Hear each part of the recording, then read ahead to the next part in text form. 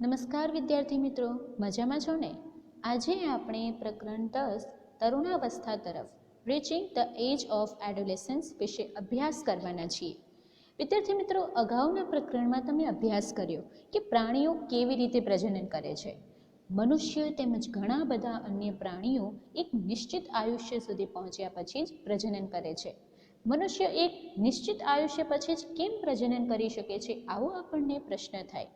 તો વિદ્યાર્થી મિત્રો, આ પ્રકરણમાં તમે માનવ શરીરમાં થતા એવા પરિવર્તનોનો અભ્યાસ કરશો કે જેના પછી તે પ્રજનન માટે સક્ષમ બને છે તેની તમને જાણકારી મળશે. હવે પ્રકરણ 9માં તમે મનુષ્યના પ્રજનન અંગો વિશે અભ્યાસ તો કરી જ ચૂક્યા છો. તો આ પ્રકરણમાં આપણે એવા અંતઃસ્ત્રાવો વિશે ચર્ચા કરીશું જે બાળકમાં થનારા પરિવર્તનોમાં મહત્વની ભૂમિકા ભજવે છે, જેના કારણે બાળકનો વિકાસ થઈ તે પુખ્ત બની જાય છે, જેમ તમે મોટા થયા છો એ રીતે. હવે આપણે જોઈએ 10.1 તરુણાવસ્થા તેમજ યૌવનારંભ, એડોલેસન્સ એન્ડ પ્યુબર્ટી. બુઝો તેનો 12મો જન્મદિવસ ઉજવી રહ્યો હતો. મિત્રોના ગયા બાદ બુઝો અને પહેલી પોતાના માતા પિતાની સાથે વાતો કરવા લાગ્યા.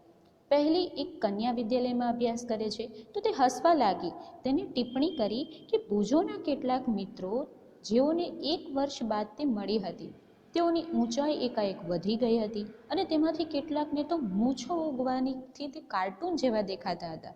હવે તેની માતાએ તેને સમજાવ્યું કે છોકરાઓ મોટા થઈ ગયા છે. વિદ્યાર્થી મિત્રો, જન્મના સમયથી જ વૃદ્ધિ ચાલુ થઈ જાય છે, પરંતુ 10 કે 11 વર્ષના આયુષ્ય પછી વૃદ્ધિમાં એકાએક ઝડપ આવી જાય છે. વૃદ્ધિ આમ થતી હોય એવું દેખાવા લાગે છે. શરીરમાં થનારા પરિવર્તન વૃદ્ધિ પ્રક્રિયાનો એક ભાગ છે. જે રીતે તમે અત્યારે મોટા થયા છો, તમારામાં પણ અચાનક એકાએક વૃદ્ધિ આવી રહી છે અને એમાં ઝડપ પણ આવી રહી છે. તો તમે પોતાનું જ એક્ઝામ્પલ લઈ લો તો તમારામાં જે રીતે વૃદ્ધિ દેખાવા લાગે છે, બિલકુલ એ જ રીતે તે એ બાબતનો સંકેત છે કે તમે હવે બાળક નથી રહ્યા, પરંતુ તમે પુખ્તાવસ્થામાં પ્રવેશવા તરફ જઈ રહ્યા છો. હવે બુઝોને થાય છે કે શરીરમાં જોવા મળતા આ પરિવર્તનની સમય મર્યાદા ક્યાં સુધીની હોય છે. કોઈ સમય ટાઈમ લિમિટ્સ તો હોય જ ને કે આ ફેરફાર ક્યાં સુધી થાય છે. તો પહેલી કહે છે કે જીવનનો આ અલગ જ પડાવ છે, જેમાં તમે બાળક પણ નથી રહ્યા અને પુખ્ત પણ નથી. હું જિજ્ઞાસુ છું કે શું બાલ્યકાળ અને પુખ્તાવસ્થાની મધ્યની આ અવસ્થાનું કોઈ વિશેષ નામ છે? વૃદ્ધિ એક કુદરતી પ્રક્રિયા છે. જીવનકાળની આ અવસ્થામાં શરીરમાં એવા પરિવર્તન થઈને પ્રજનનની પરિપક્વતા પ્રાપ્ત થાય છે જેને તરુણાવસ્થા કહે છે. હવે આપણા શરીરમાં જે વૃદ્ધિ થાય છે એ કુદરતી જ પ્રક્રિયા છે, એને તમે ચેન્જ નથી કરી શકતા. તમે નાના છો તો મોટા થશો જ, બરાબર? તો આ જે અવસ્થા છે એમાં આપણા શરીરમાં કેટલાક ફેરફારો આવે છે, બરાબર, પરિવર્તન આવે છે અને આપણે પ્રજનન કરવા માટેની પરિપક્વતા પ્રાપ્ત થાય છે. તો તેને કહે છે તરુણાવસ્થા. તરુણાવસ્થા લગભગ 11 વર્ષની ઉંમરથી પ્રારંભ થઈને 18 અથવા 19 વર્ષની ઉંમર સુધી રહે છે. આ અવધિ તરુણ એટલે કે 13 થી 18 કે 19 વર્ષની ઉંમર હોય તેમાં કહેવાતી હોવાથી તે અવસ્થાના બાળકોને તરુણો પણ કહેવામાં આવે છે. હવે તમે ક્યારેય 13 બોલતા હોય ઇંગ્લિશમાં તો 13 બોલાય, 18 બોલતા હોય તો 18 બોલાય, 19 બોલતા હોય તો 19, તો બધામાં છેલ્લે ટીન લાગે છે. એટલે આવી અવસ્થા હોય છે અને ટીન્સ કહે છે. તરુણ એટલે ટીન્સ, ટીનેજર્સ કહેવામાં આવે છે, બરાબર? આ બાળકોને તરુણો કહેવામાં આવે છે. છોકરીઓમાં અવસ્થા છોકરાઓની સાપેક્ષે 1 કે 2 વર્ષ પહેલાં જ પ્રારંભ થઈ જાય છે. તરુણાવસ્થાની અવધિ વ્યક્તિઓમાં જુદી જુદી હોય છે. દરેક વ્યક્તિઓમાં આપણને થોડી થોડી અંશતઃ માત્ર અલગ જોવા મળે છે. તરુણાવસ્થા દરમિયાન મનુષ્યના શરીરમાં અનેક બદલાવ આવે છે. આ બદલાવ યૌવનારંભનો સંકેત છે. યૌવનારંભ, પ્યુબર્ટી, બરાબર, એનો સંકેત છે.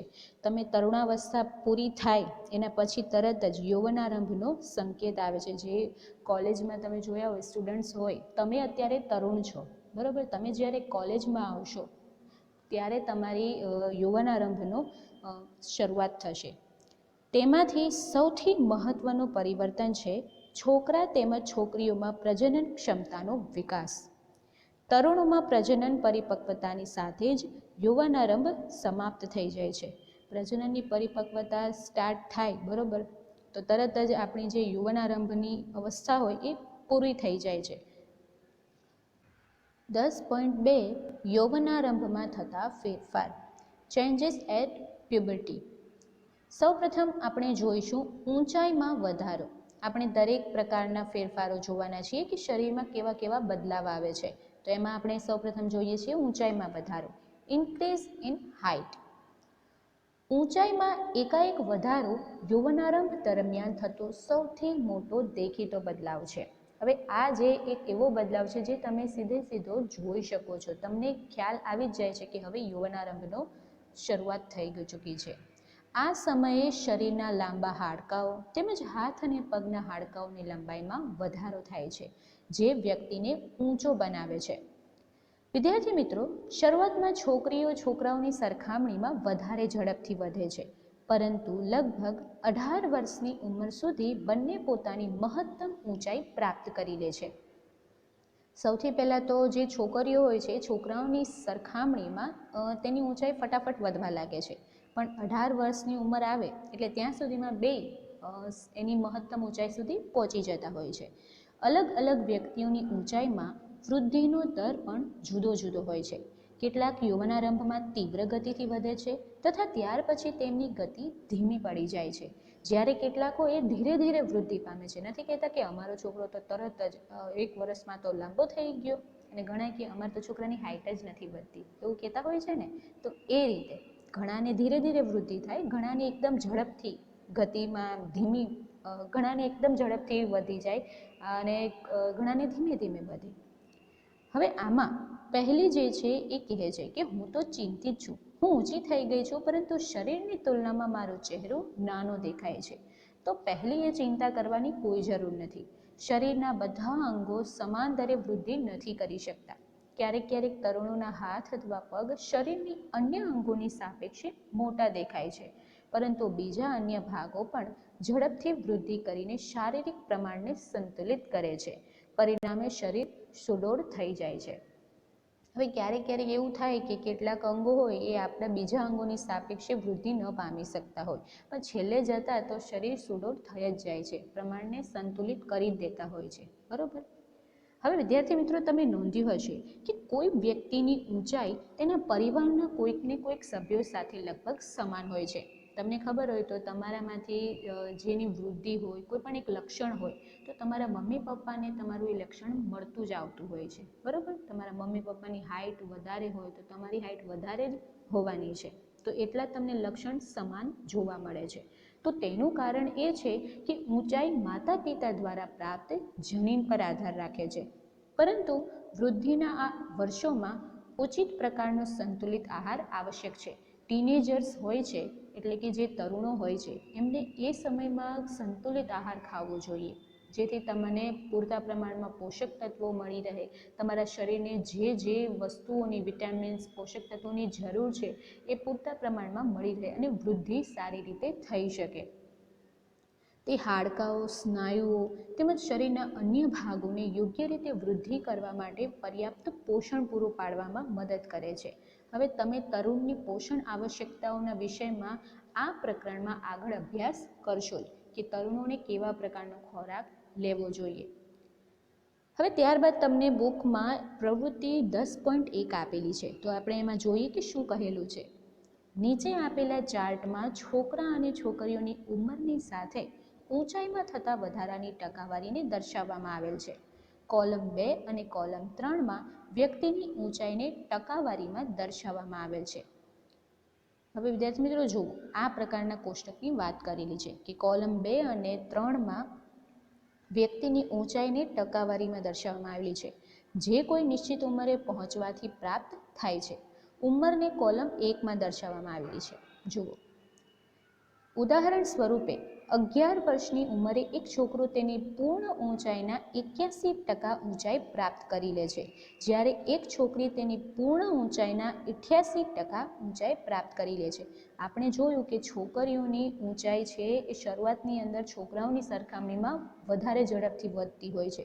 તો તમે અહીં જોઈ શકો છો કે 11 વર્ષની ઉંમરમાં છોકરાની ઊંચાઈ 81% છે, જ્યારે છોકરીની ઊંચાઈ 88% છે.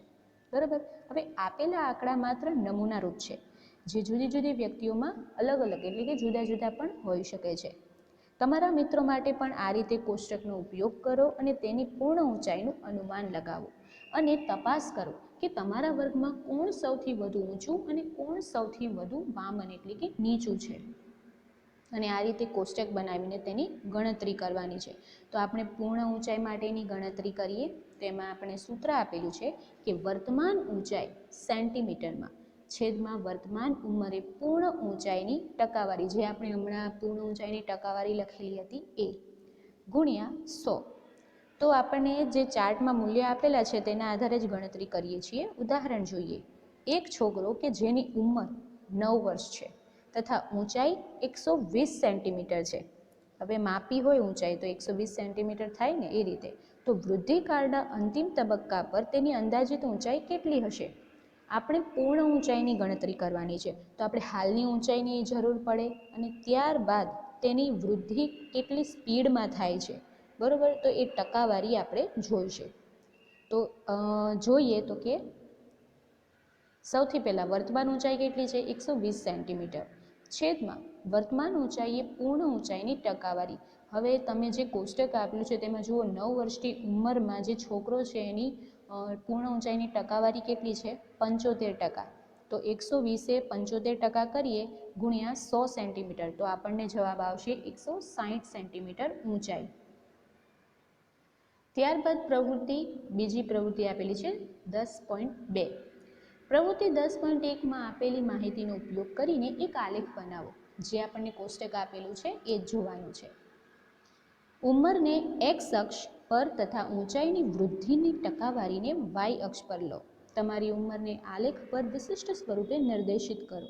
તમે ઊંચાઈની જે ટકાવારીને પ્રાપ્ત કરી ચૂક્યા છો તેની જાણકારી મેળવો. તમે અંતે જે ઊંચાઈને પ્રાપ્ત કરી શકશો તેની ગણતરી કરો. તમે તમારા આલેખની સરખામણી નીચે આપેલા આલેખ સાથે કરો. હવે આપણે જે સૂત્ર દ્વારા ગણતરી કરી, આપણે એને આલેખ દ્વારા ગણતરી કરવાની છે. બસ એટલું જ છે. આ પ્રકારનો આલેખ છે. જુઓ, કુલ ઊંચાઈની ટકાવારી અને ઉંમર. કુલ ઊંચાઈની ટકાવારીને આપણે વાય અક્ષમાં અને ઉંમરને એક્સ અક્ષમાં લખવાની છે. છોકરાઓ અને છોકરીઓની, જુઓ, ચોરસ જે છે એ છોકરાઓની છે અને ત્રિકોણવાળું જે છે એ છોકરીઓની ઊંચાઈ છે. સૌપ્રથમ 8 વર્ષની ઉંમરમાં 72% છોકરાની ઊંચાઈ છે અને છોકરીની 77% છે.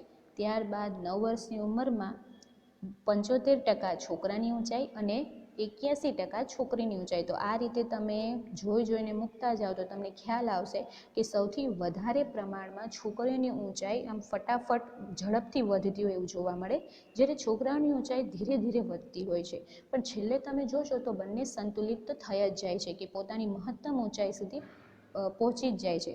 અને આ ક્યાં સુધી થાય તો કે 18 વર્ષની ઉંમર સુધી બની જાય છે. જુઓ, જે રીતે આપણે જોયું હતું એ રીતે કે 18 વર્ષની ઉંમર સુધી તે બંને છોકરાઓ અને છોકરીઓ મહત્તમ ઊંચાઈ સુધી પહોંચી લે છે, પ્રાપ્ત કરી લે છે. બીજો ફેરફાર જોઈએ, શારીરિક આકારમાં બદલાવ, ચેન્જ ઇન બોડી શેપ. વિદ્યાર્થી મિત્રો, તમે નોંધ્યું હશે કે તમારા વર્ગમાં અભ્યાસ કરતા વિદ્યાર્થીઓના ખભા તેમજ છાતીનો ભાગ નીચલા ધોરણમાં અભ્યાસ કરતા વિદ્યાર્થીઓની સરખામણીએ પહોળો હોય છે. હવે તેનું કારણ એ છે કે તેઓ યૌવનારંભમાં પ્રવેશ કરી ચૂક્યા છે.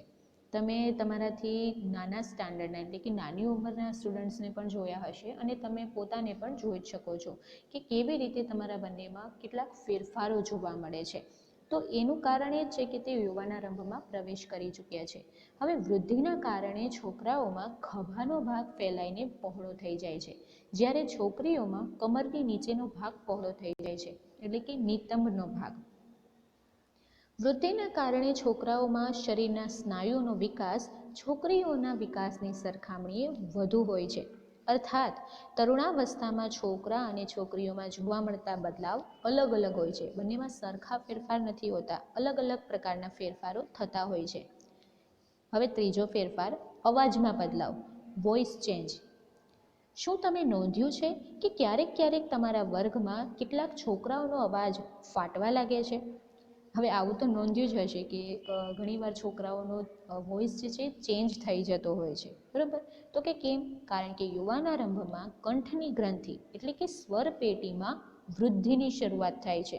ખાલી ઊંચાઈમાં વધારો નથી થતો હોતો. જો અવાજમાં બદલાવ શા માટે થાય? કારણ કે જે કંઠની ગ્રંથિ હોય છે, સ્વર પેટી, એમાં વૃદ્ધિની શરૂઆત થાય છે. છોકરાઓની સ્વર પેટી વિકાસ પામીને અપેક્ષાકૃત મોટી થઈ જાય છે. હવે છોકરાઓમાં જે આ મોટી થયેલી સ્વર પેટી હોય છે એ ગળાના બહારના ભાગમાં ઉપસી આવે છે, જેને આપણે કંઠમણી કહીએ છીએ. છોકરીઓમાં સ્વર પેટી તેના નાના કદને લીધે માંડ દેખાતી હોય છે. જ્યારે છોકરાઓમાં બહારની તરફ ઉપસેલી હોય એટલે આપણને સીધે સીધી દેખાય જ. સામાન્ય રીતે છોકરીઓનો અવાજ ઊંચો અને તીણો હોય છે, જ્યારે છોકરાઓનો અવાજ ભારે હોય છે. તરુણાવસ્થાના છોકરાઓમાં ક્યારેક ક્યારેક સ્વર પેટીના સ્નાયુઓમાં અનિયંત્રિત વૃદ્ધિ થઈ જાય છે અને અવાજ ઘોઘરો થઈ જાય છે. આ સ્થિતિ કેટલાક દિવસો અથવા કેટલાક અઠવાડિયા સુધી રહે છે, જેના પછી અવાજ નોર્મલ થઈ જતો હોય છે, બરાબર? જ્યારે ફેરફારો થતા હોય છે, વૃદ્ધિની શરૂઆત થતી હોય છે, ત્યારે જ એવું થતું હોય છે કે અવાજ ઘોઘરો બની જાય, બરાબર? પણ પછી તો તે નોર્મલ જ થઈ જતું હોય છે, પછી કાંઈ વાંધો નથી આવતો હોતો. હવે જોઈએ પ્રસ્વેદ અને તૈલી ગ્રંથિઓની ક્રિયાશીલતામાં વધારો. Increased activity of sweat and sebaceous glands. વિદ્યાર્થી મિત્રો, પ્રસ્વેદ અને તૈલી ગ્રંથિઓનો સ્ત્રાવ તરુણાવસ્થામાં વધી જાય છે. તમને બધાને ખ્યાલ જ હોય કે તમે જ્યારે જેટલા જે ટીનેજર્સ હોય છે એ બધામાં આપણી સ્કિન છે એ ઓઇલી થઈ જતી હોય છે, બરાબર? તો આ કેવી રીતે થાય? તો કે જે પ્રસ્વેદ અને તૈલી ગ્રંથિઓ હોય છે એના કારણે એનો સ્ત્રાવ એ સમયમાં વધી જતો હોય છે. આ ગ્રંથિઓની વધારે પડતી ક્રિયાશીલતાને કારણે કેટલીક વ્યક્તિઓના ચહેરા પર ફોડલીઓ અને ખીલ વગેરે થઈ જતા હોય છે, કારણ કે સ્કિન ઓઇલી થઈ જતી હોય છે એટલા માટે. હવે પ્રસ્વેદ ગ્રંથિઓ, તૈલી ગ્રંથિઓ તથા લાળ ગ્રંથિઓ જેવી કેટલીક ગ્રંથિઓ પોતાનો સ્ત્રાવ વાહિનીઓ દ્વારા કરે છે, જ્યારે અંતઃસ્ત્રાવી ગ્રંથિઓ છે તે અંતઃસ્ત્રાવોને સીધા રુધિર પ્રવાહમાં મુક્ત કરે છે. આથી તેને નલિકાવિહીન ગ્રંથિઓ પણ કહે છે. જે આપણે જેટલી ચારે ચાર ગ્રંથિઓ છે એ બધી એના સ્ત્રાવ વાહિનીમાં, કોઈ પણ એક નલિકા હોય એના વાહિનીઓમાં કરતા હોય, જ્યારે જે અંતઃસ્ત્રાવી ગ્રંથિ હોય છે એ સીધા એનો સ્ત્રાવ રુધિરમાં કરતા હોય છે. તેથી તેને નલિકાવિહીન ગ્રંથિઓ પણ કહેવામાં આવે છે. હવે જોઈએ પ્રજનન અંગોનો વિકાસ.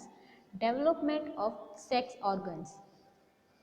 વિદ્યાર્થી મિત્રો, અગાઉના પ્રકરણમાં દર્શાવેલી તમે જે આકૃતિ હતી એ જોઈ હતી કે 9.1 અને 9.2 જે માનવ પ્રજનનાંગોના અભ્યાસની આકૃતિ હતી, બરાબર? નર પ્રજનન અંગોનો વિકાસ અને માદા પ્રજનન અંગ, એ તમે આકૃતિ જોઈ હતી. હવે યૌવનારંભમાં નર પ્રજનન અંગો જેવા કે શુક્રપિંડ તેમજ શિષ્ટ પૂર્ણતઃ વિકસિત થઈ જાય છે. શુક્રપિંડમાંથી શુક્રકોષોનું ઉત્પાદન શરૂ થઈ જાય છે અને છોકરીઓમાં અંડપિંડમાં કદમાં વધારો થાય છે તથા અંડકોષો પરિપક્વ થવા લાગે છે.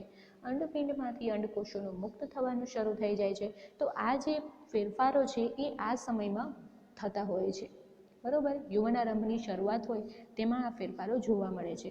પણ તમે આ અંગો વિશે માહિતી જે લાસ્ટ પ્રકરણ હતું, 9મું પ્રકરણ, એમાં તમે જોઈ ગયા છો.